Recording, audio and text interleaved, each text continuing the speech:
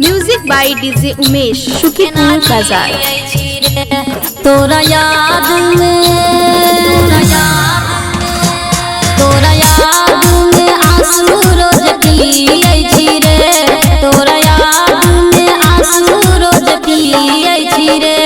अब को देखी ले रही पगला केना जियै छी रे। अब को देखी ले रही पगला केना जियै छी रे।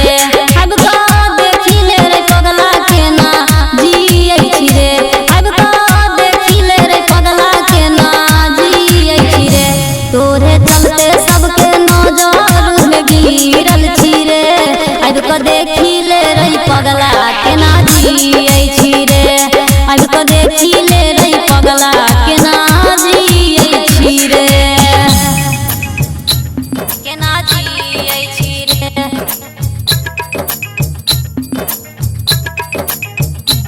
अब को देखी ले रही पगला केना जियै छी रे।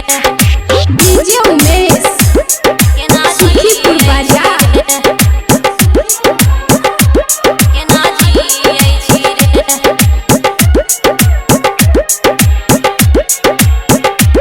अब को देखी ले रही पगला केना जियै छी रे।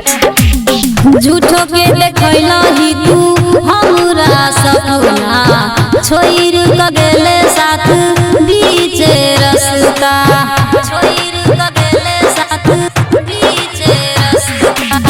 झूठो के देखैला ही तू हमरा सपना छोइर क गेले साथ बीचे रस्ता। जनतियौ त नैला गतियौ दिल के बुझल ने कैना को हमर फील के। कौन गलती के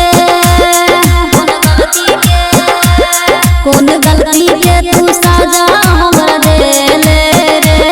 कौन गलती के तू साजा हमरा देले रे।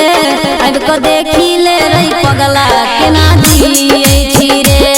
अब को देखी ले रही पगला केना जियै छी रे। केना जियै छी रे।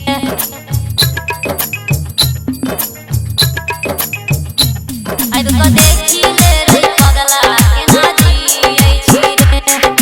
डीजे उमेश केना शुकीपुर बाजार। केना जियै छी रे।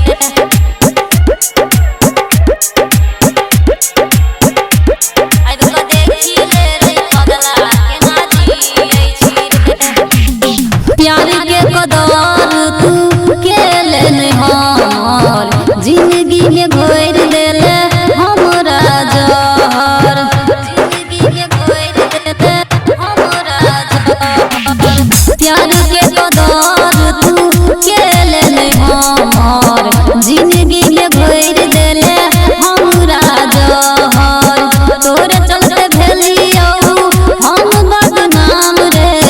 किया तू कोइले हमरा लीलाम रे। नहीं भूलबौ तोहर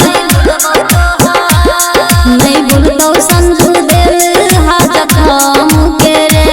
नहीं भूलतौ सुनील दिल हा जखम के रे।